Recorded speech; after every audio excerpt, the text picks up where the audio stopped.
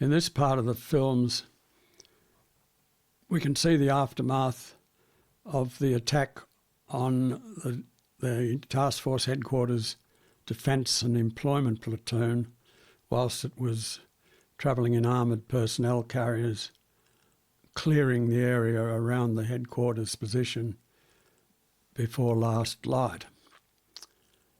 One carrier was struck by a rocket, and the Claymore mines being carried on the track exploded simultaneously with the rocket hitting, and 6 members of the Defence and Employment Platoon travelling in and on the carrier were killed pretty well instantly. The commander of the carrier was also killed, as was the driver, making a total of 8 guys killed in the one action.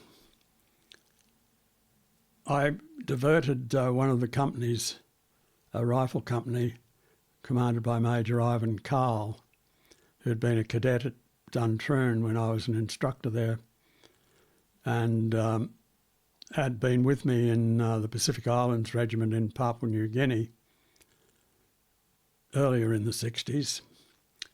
I diverted his company to go to the scene to help sort out and help the troops on the ground at the time. At the same time, I calling troops in contact with the enemy, requested United States Air Force fighters to come overhead and while we worked out suitable targets for them to attack, such as likely enemy withdrawal routes, known previous enemy locations, and any sort of place we thought the enemy might have moved to or come from. At one stage we had so many fighters overhead that Major Carl asked me to please stop the build-up. But here you can see some of them going into action against hopefully against the enemy.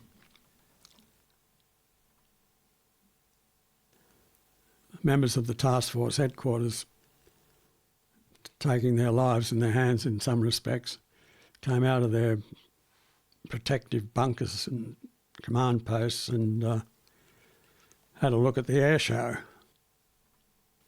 We were slightly crazy brave in those days, I think.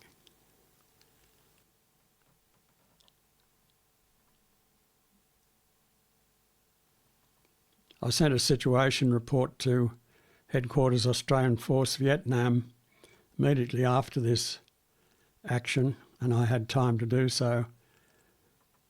And rather than sending it in army-type staccato language, I sent it in journalese so that when it got to Saigon, it could be passed on to the press and it wouldn't get screwed up in the interpretation by the military parlance and what should or might go into a newspaper. And that actually happened, and I saw what I'd written reproduced in several Australian newspapers later on.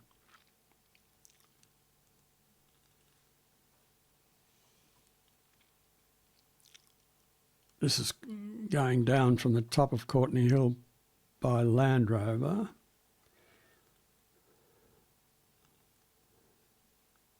And I returned to Nui Dat to set up the main headquarters back at Nui Dat.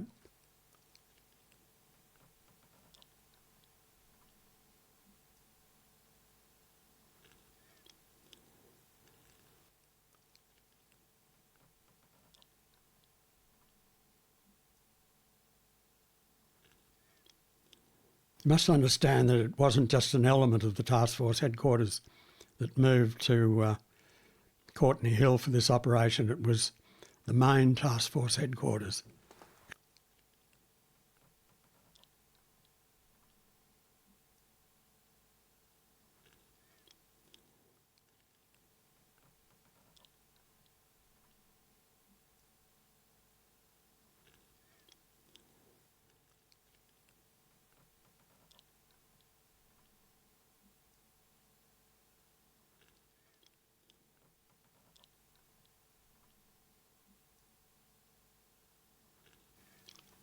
I'm not absolutely sure what this is.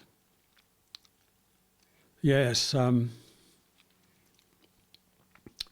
decided to drive back to rather than go by helicopter. I decided to go back to Nui Dat by road because I'd always really wanted to drive that road, and now that we'd secured it, I thought, well, I'll drive down it and see what it looks like on the ground. And here we can see some of the trucks which had come up from Vung Tau, ready to take lots of the troops of the task force headquarters back to Nui Dat. And the whole convoy, of course, was escorted by armoured vehicles. I, however, didn't have an escort. Apart from at the beginning of the trip, there was a United States Army Jeep, which we followed for some time, hoping that if anybody was going to get blown up, it'd be first, and we could jump out and dive into the ditch.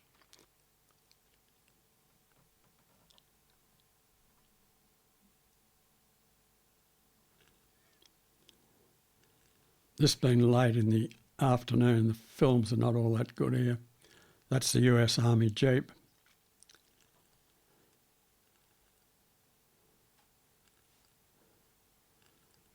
And there were people about on the roadsides, which is always encouraging. Although in the odd instance, of course, they can be forced out onto the road by the Viet Cong in the hope that we might stop, or it might have the effect of giving us false security. You never really knew what was happening, actually. This is coming down now around about, I think, where Route 1 came in from the east onto Route 2. It's a bit hard to remember now what was what, but there was a big rubber plantation in this general area.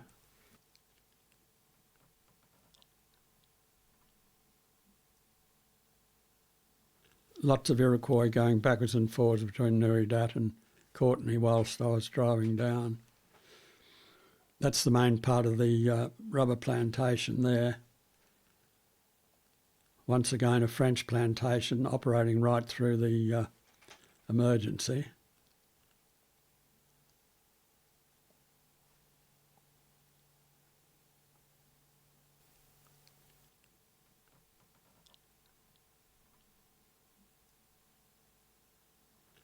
The road had been extensively improved by the engineers whilst they were doing the work on Courtenay Hill, so there was no problem driving up and down.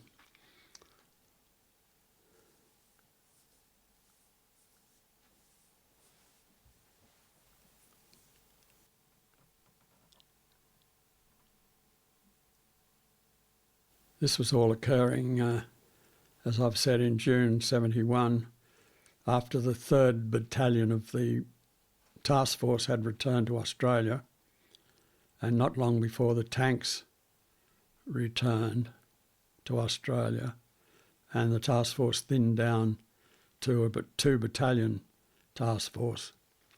So this would be our last hurrah on such a scale.